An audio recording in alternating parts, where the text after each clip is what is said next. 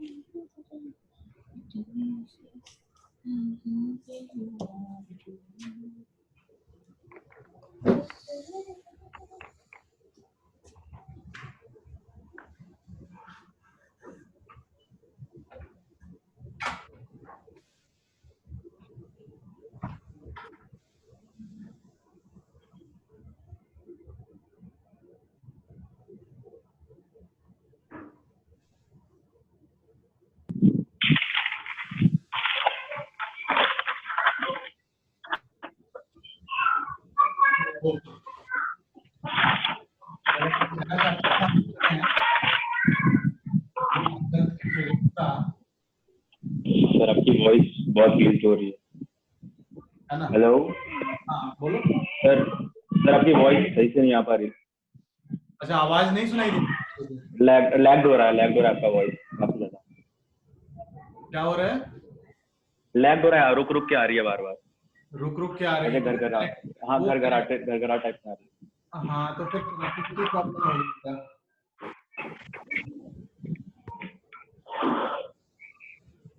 ठीक है, रिकॉर्ड कर रहा हूँ।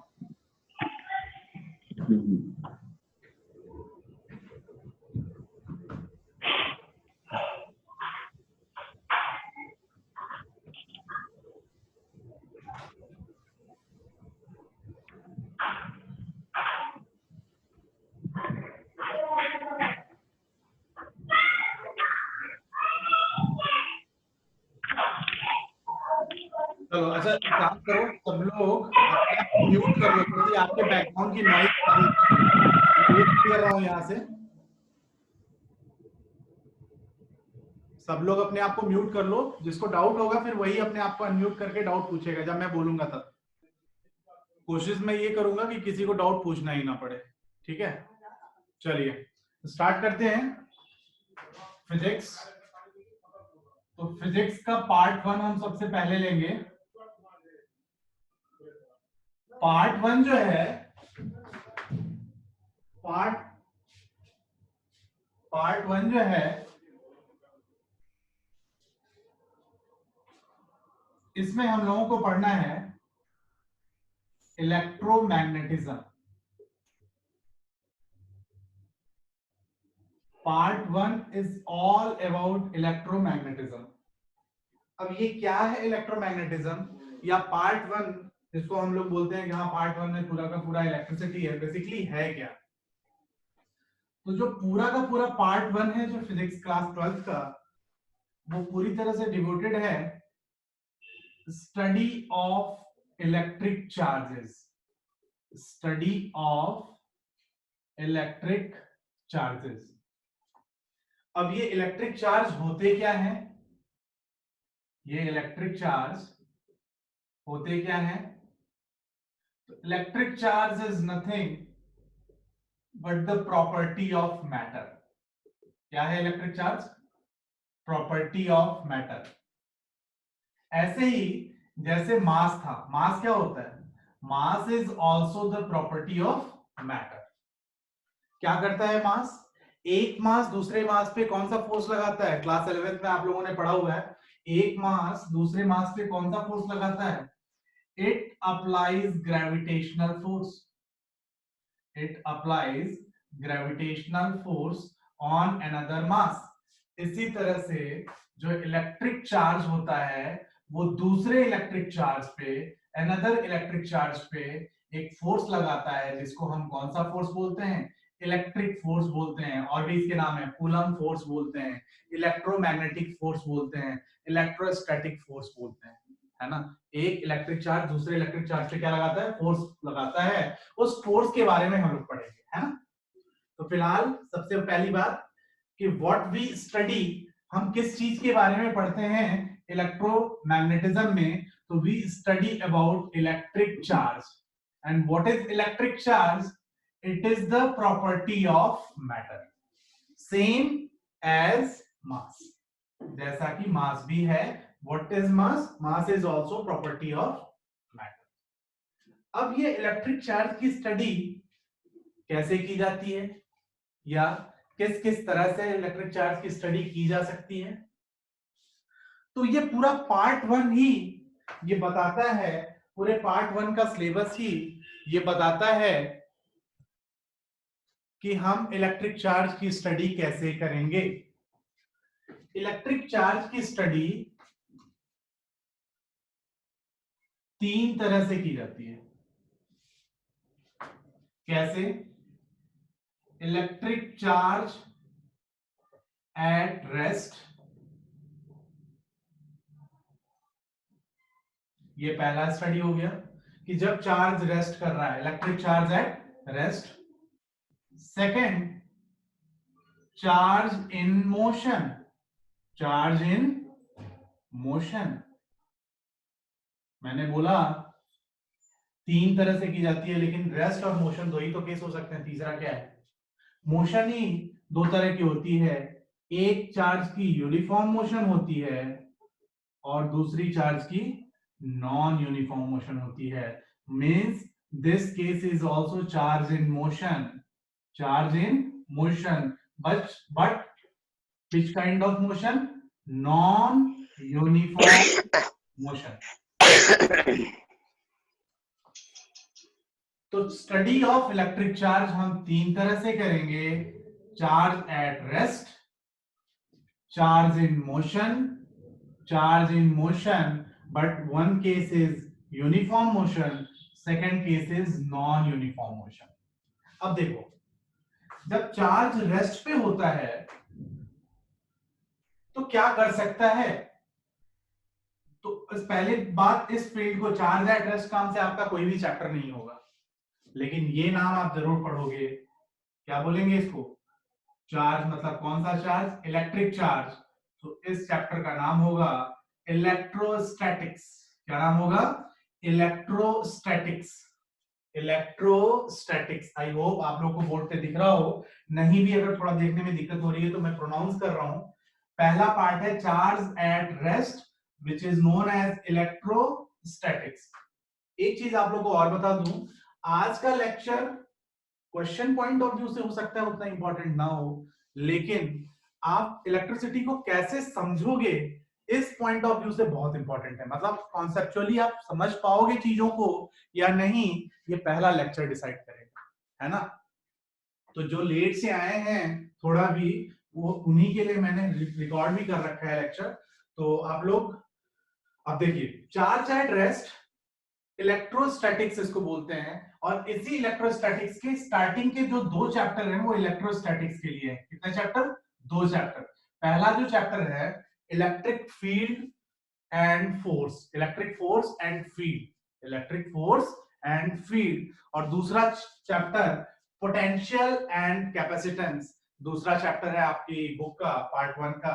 तो ये 2 चैप्टर लेकर के चलते हैं किसको? चार्ज एट रेस्ट को. और इन शॉर्ट अगर मैं कहूं तो इस टॉपिक को बोलते हैं electrostatics, which means it consists of 2 words. Electro plus statics means, electro means electric charge, statics means rest, so it means electric charge at rest, है ना. इस चैप्टर में हम क्या पढ़ेंगे तो उसको मैं और डिटेल में डालूंगा.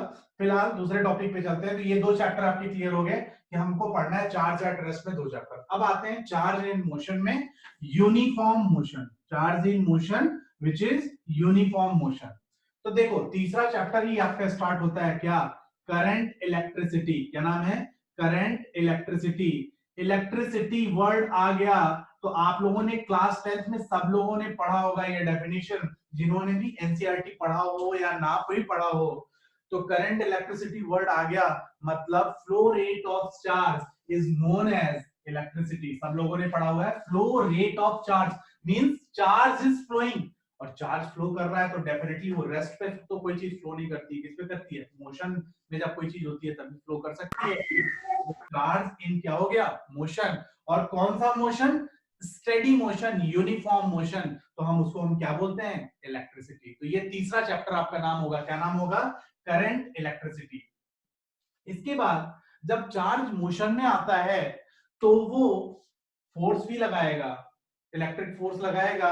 जो चार्ज इन रेस्ट वाली बातें हम करेंगे वो तो होंगी ही होंगी, लेकिन चार्ज जब मोशन में आता है, इलेक्ट्रिक चार्ज जब मोशन में आता है तो वो और क्या इफेक्ट्स प्रोड्यूस कर सकता है? तो एक बहुत इंपॉर्टेंट इफेक्ट प्रोड्यूस करता है चार्ज इन यूनिफॉर्म मोशन या charge in motion, and that effect is known as magnetic effect. क्या नाम बोलते हैं? Magnetic effect. और मैग्नेटिक इफेक्ट को लेकर के अगेन आपके 2 चैप्टर हो गए। कितने चैप्टर हो गए? 2 चैप्टर। तो 2 चैप्टर आपके चार्ज एट रेस्ट के हो गए। एक चैप्टर आपका करंट इलेक्ट्रिसिटी का हो गया, जिसमें सबसे इंपॉर्टेंट हम देखते हैं magnetic effect of moving charge. किसका देखते हैं? Magnetic effect of moving charge. और मैग्नेटिक इफेक्ट को लेकर के अगेन 2 चैप्टर है। तो टोटल चैप्टर हो गए पार्ट 1 के कितने? 2 + 1 + 2। 2 स्टैटिक के, 1 करंट इलेक्ट्रिसिटी का, फिर 2 करंट इलेक्ट्रिसिटी या मूविंग चार्ज का इफेक्ट, और कौन सा इफेक्ट? Magnetic effect. तो टोटल हो गए 5 चैप्टर, और आपके टोटल नंबर ऑफ चैप्टर्स जो है पार्ट 1 में वो 8 चैप्टर्स हैं। कितने चैप्टर्स हैं? 8 चैप्टर्स हैं। फिर उसके बाद नेक्स्ट आता है magnetic effect of moving charge. तो होता है, एक साइंटिस्ट थे फैराडे, उन्होंने बोला कि एक मूविंग चार्ज का मैग्नेटिक इफेक्ट तो होता है, लेकिन क्या हम मैग्नेटिक इफेक्ट दे करके कोई किसी चार्ज को मूव करा सकते हैं क्या? मेरी बात फिर से सुनिएगा। एक मूविंग चार्ज का मैग्नेटिक इफेक्ट होता है, वो हम पढ़ेंगे, लेकिन फैराडे ने पूछा क्या किसी मैग्नेटिक क्या हम मैग्नेटिक इफेक्ट दे करके किसी चार्ज को मूव करा सकते हैं क्या? मतलब क्या करंट इलेक्ट्रिसिटी प्रोड्यूस कर सकते हैं क्या? और आंसर था हाँ, और उसको बोला गया इलेक्ट्रोमैग्नेटिक इंडक्शन। पावर प्लांट में आपकी जो इलेक्ट्रिसिटी प्रोड्यूस होती है वो इसी मेथड से प्रोड्यूस होती है कि हम मैग्नेटिक फील्ड दे करके हम करंट को इंड्यूस कराते हैं, और इस फेनोमेना को क्या बोलते हैं? Electromagnetic induction. तो ये भी रिलेटेड है आपका मैग्नेटिक इफेक्ट से, लेकिन ये रिवर्स प्रोसेस है। तो एक चैप्टर ये हो गया। तो अभी तक आ गए आपके कितने चैप्टर? 6 चैप्टर। उसके बाद नेक्स्ट 2 चैप्टर हैं चार्ज इन मोशन, लेकिन कौन सा वाला मोशन? Non uniform motion. कौन सा वाला मोशन? नॉन यूनिफॉर्म वाला मोशन। और नॉन यूनिफॉर्म मोशन में 2 तरह के 2 चैप्टर्स आएंगे। एक तो आएगा एसी, अल्टरनेटिंग करंट। कौन सा करंट? Alternating current. और लास्ट आएगा इलेक्ट्रोमैग्नेटिक वेव। Electromagnetic wave. तो ये 2 चैप्टर हो गए। तो टोटल कितने चैप्टर हो गए? देखिए मैंने यहाँ पे लिखा हुआ है 2 electrostatics, 1 current electricity, 2 current electricity या मूविंग चार्ज का इफेक्ट, 1 उसका रिवर्स इफेक्ट जिसको हम क्या बोलते हैं? Electromagnetic induction. और दो चैप्टर हो गए। कौन से 2 चैप्टर आपके हो गए?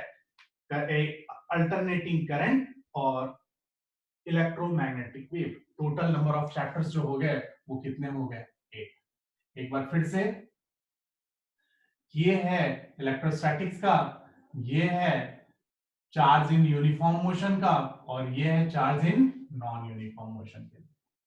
अब बात आती है कि जब चार्ज रेस्ट में रहता है तब क्या करता है, चार्ज यूनिफॉर्म मोशन में रहता है तब क्या करता है, और चार्ज नॉन यूनिफॉर्म मोशन में रहता है तो तब क्या रहता है? एक मिनट, देखो सब लेट लतीफ वाले आ रहे हैं।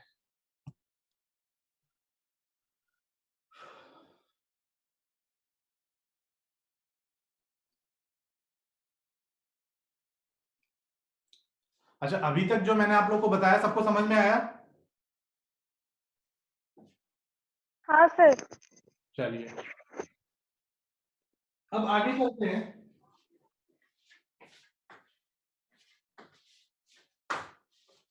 जो लेट से आए हैं परेशान ना हो, लेकिन आगे से थोड़ा सा टाइम से आए उनके लिए मैंने रिकॉर्डिंग कर रखा है, बट रिकॉर्डिंग तभी यूजफुल है जब आपने क्लास अटेंड की होगी। चलो, सो बी ऑन टाइम।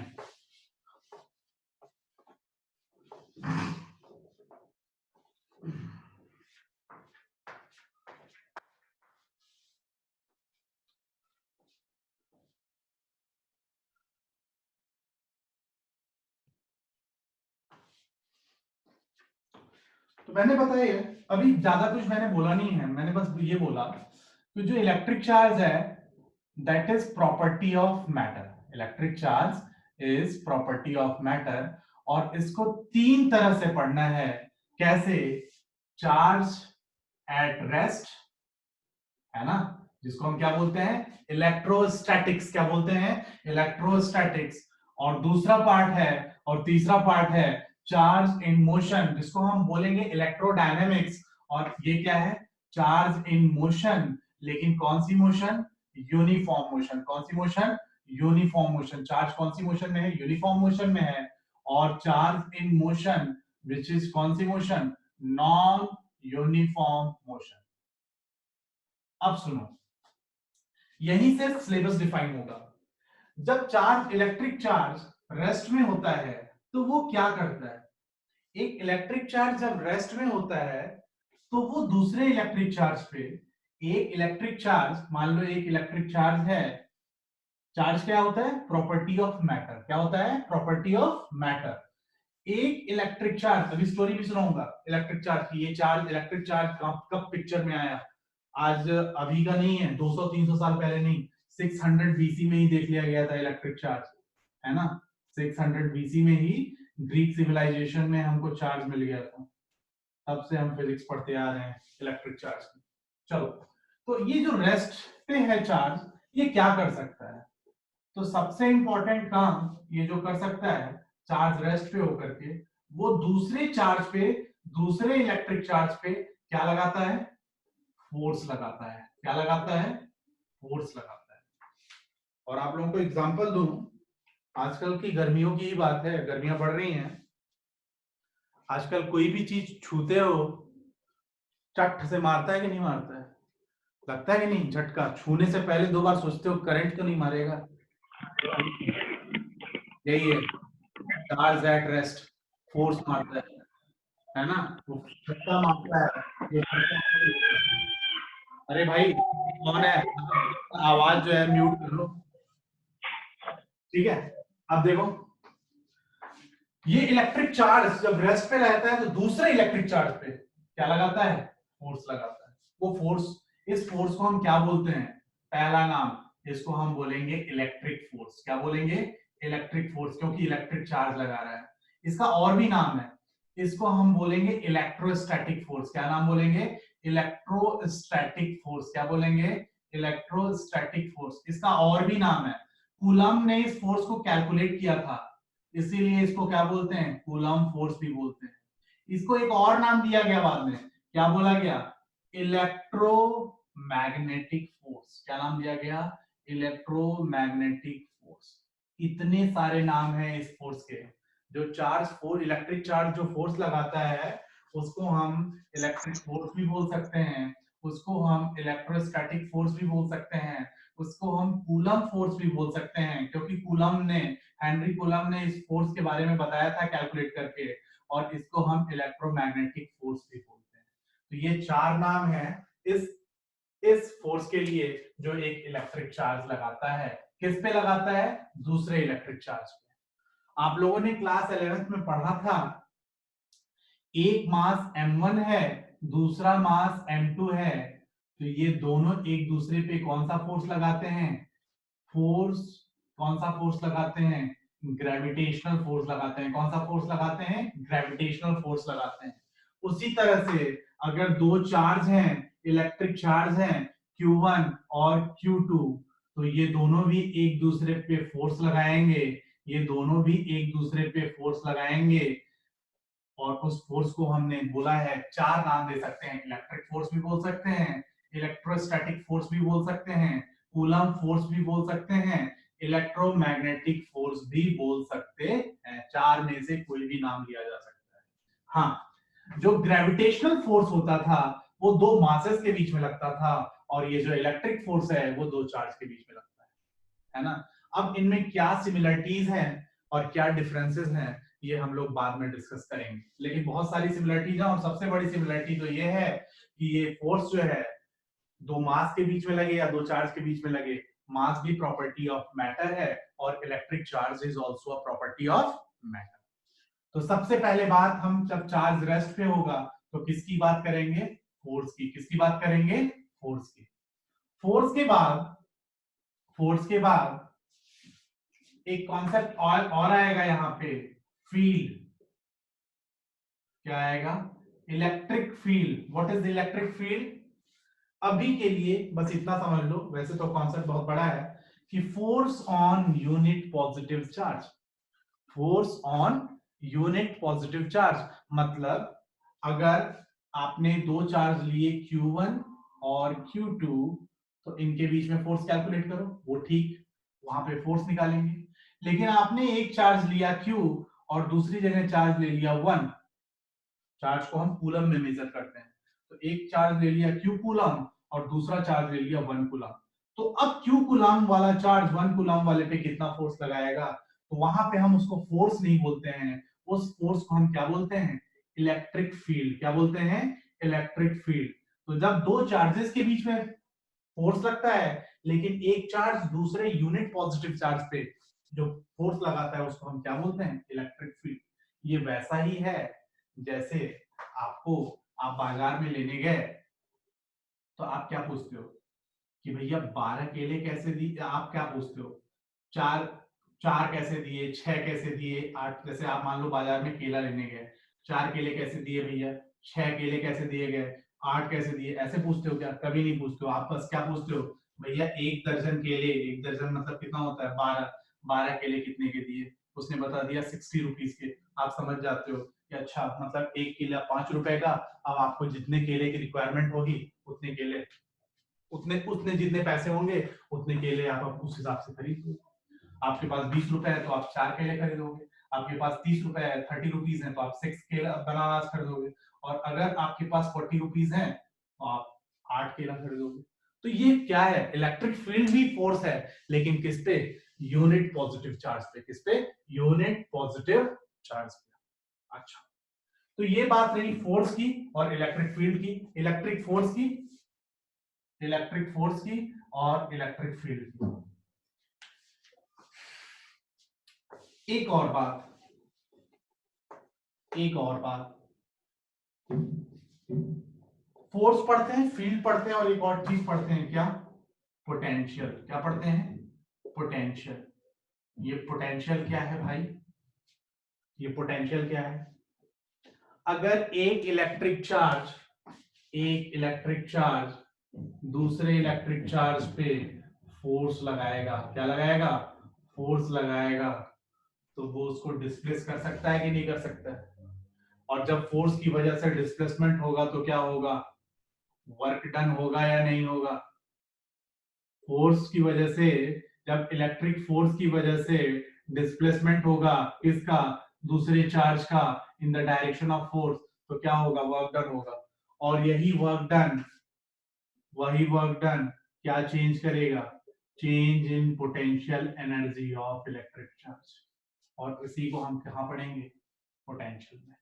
कहां पढ़ेंगे? पोटेंशियल में। क्लियर है? तो यहाँ पे तीन बातें पढ़ते हैं जब चार्ज रेस्ट पे होता है, तो क्या क्या? Force, field and potential. Force, field and potential.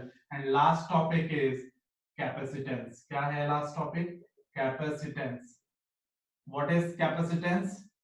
Capacitance कोई नया टॉपिक नहीं है, it is nothing but the application. क्या है ये? कोई भी चीज अगर आप पढ़ते हो, तो जब तक उसको अप्लाई नहीं कर सकते हो, जब तक अपने यूज में नहीं ला सकते हो, जब तक उससे कोई डिवाइस नहीं बना सकते हो, वो बेकार है। जब से उससे कोई इंजीनियरिंग डिवाइस नहीं बना सकते हो, तो एक इंपॉर्टेंट डिवाइस बनती है स्टैटिक चार्ज से, और उसको हम क्या बोलते हैं? कैपेसिटर। आपके पंखे में लगा होता है, आपके कूलर में लगा होता है, क्या बोलते हैं उसको? स्टार्टर। क्या बोलते हैं? स्टार्टर। और इसका काम क्या होता है? एप्लीकेशन क्या होता है कैपेसिटर का? To store the static charge. To store the static charge. क्या करेगा ये स्टैटिक चार्ज? स्टोर करके जब जरूरत होगी तो सारे चार्जेस दे देगा, एक साथ एक झटके में फोर्स लगा देगा और डिस्चार्ज हो जाएगा, फिर बाद में चार्ज हो जाएगा।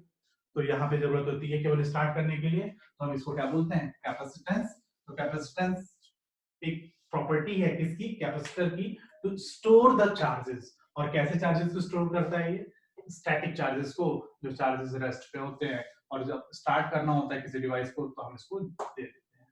तो ये है हमारा सिलेबस पहले दो चैप्टर्स का, इन विच हम लोग क्या पढ़ेंगे? Electrostatic force, electric field, potential and capacitance, ये 4 टॉपिक है ना। चलिए बाकी जो चैप्टर्स हैं, बाकी जो सब्सिक्वेंट पोर्शन है, वो जब जहां आएगा वहां हम लोग पढ़ेंगे। पहले हम ये 2 चैप्टर फिनिश करेंगे। किस पोर्शन को? इलेक्ट्रोस्टैटिक्स को। किस पोर्शन को हम लोग खत्म करेंगे? इलेक्ट्रोस्टैटिक्स। तो फिर से आपकी पार्ट 1 को समराइज करूं एक बार कि हमको पूरे पार्ट 1 को, पूरे फिजिक्स के पार्ट 1 में हमको क्या पढ़ना है?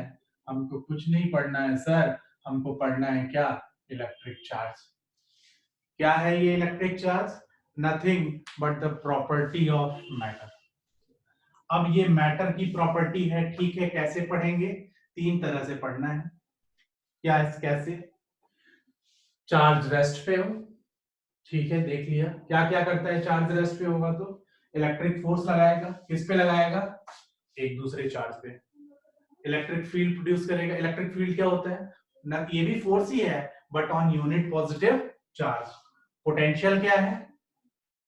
एक चार्ज की वजह से दूसरे चार्ज पे जब फोर्स लगेगा तो वो मूव करेगा।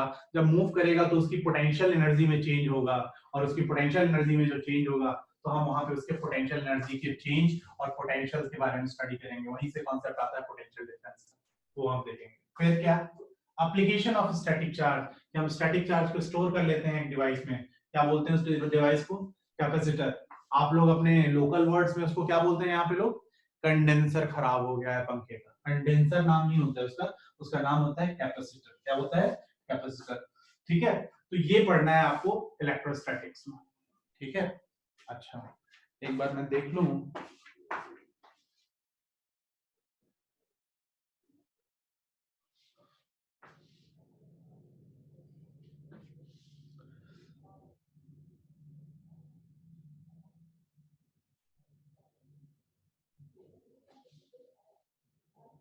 चलो मैं 5 मिनट अभी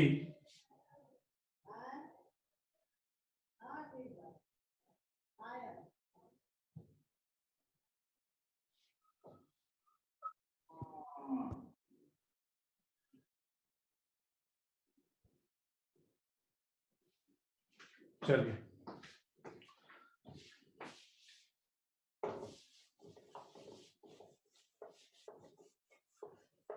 अच्छा, मैं अभी आगे नहीं बढ़ रहा हूँ क्योंकि 5 मिनट का टाइम बच रहा है। थोड़ा सा कुछ जनरल बातें कर लूं आप लोगों से। एक तो ये कि ये जो जूम ऐप है, सब लोग अपने वीडियोस ऑन कर लो क्योंकि अब मैं कुछ पढ़ाने वाला नहीं हूँ, है ना। कम से कम मुझे ये दिखे कि मुझे कौन कौन सुन रहा है, मुझे ये दिखाई दे। कुछ बातें आप लोगों से कर ली जाए।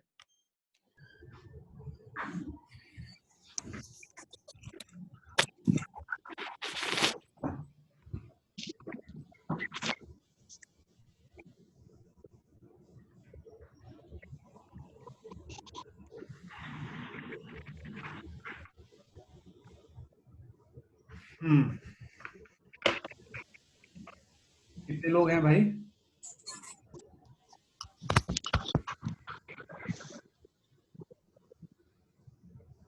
सब लोग आ गए? Sir yes sir.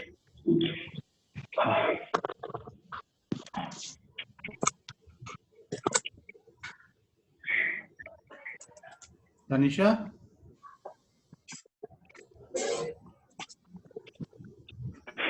नाम बड़े खतरनाक है, बीवीपी का होता है। सर ये यूट्यूब वाली तो तनिषा नहीं है, हाँ? एक तनिषा तो नहीं है टिकटॉक वाली। नहीं नहीं, मत हो कौन क्या है। चलो, तो एक तो इसमें लिमिटेशन ये है। अच्छा, सबको समझ में आया? पहले ये बताओ। Yes sir. हाँ सर। हाँ सर। क्यों नवीन, समझ में आया? आवाज सुनाई दे रही थी? यस सर, दे दिया। हाँ, अभिषेक। अच्छा, चलो, मतलब सबको समझ में आ रहा था ना? हाँ। चलो, अच्छा, एक चीज तो ये है, इसकी लिमिटेशन ये है जूम ऐप में कि इसमें 40 मिनट से ज्यादा की क्लास नहीं की जा सकती है। तब प्रीमियम लेना पड़ेगा। तो प्रीमियम, सुन तो लो मेरी बात, सारा ज्ञान मुझे बात में देना, ठीक है? मेरी बात सुन लो, ज्यादा टाइम नहीं है। बात ये है कि एक और ऐप है, वो ज्यादा बेटर है इससे। मैं लिंक शेयर कर दूंगा, सिस्को वेबएक्स। मैं ग्रुप पे जो है ऐप शेयर कर दूंगा, तो आप लोग अगर हो तो डाउनलोड कर लो। वो एंड्रॉइड पे भी है, वो डेस्कटॉप पे भी, मतलब सब पे अवेलेबल है। सिस्को वेब ऐप, जैसे जूम काम करता है वैसे ही वो भी काम करता है, ठीक है?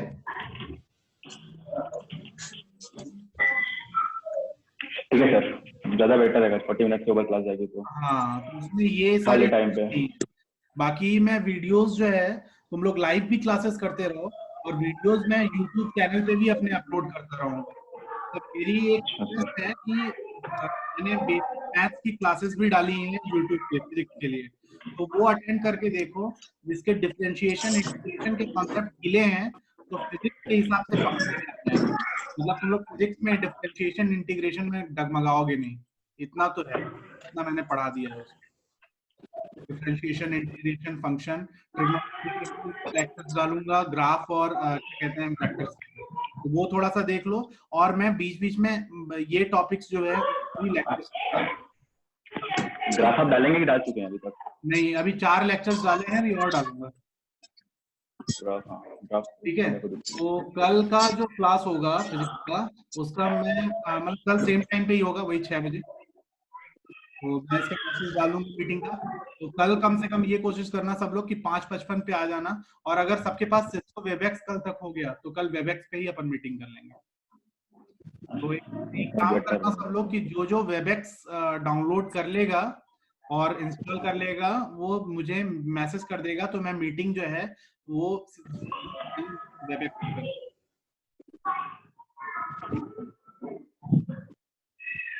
Yes sir. ठीक है? ठीक है, ठीक है सर। ठीक है, फिर सेशन हम लोग एंड करते हैं ना। हाँ सर।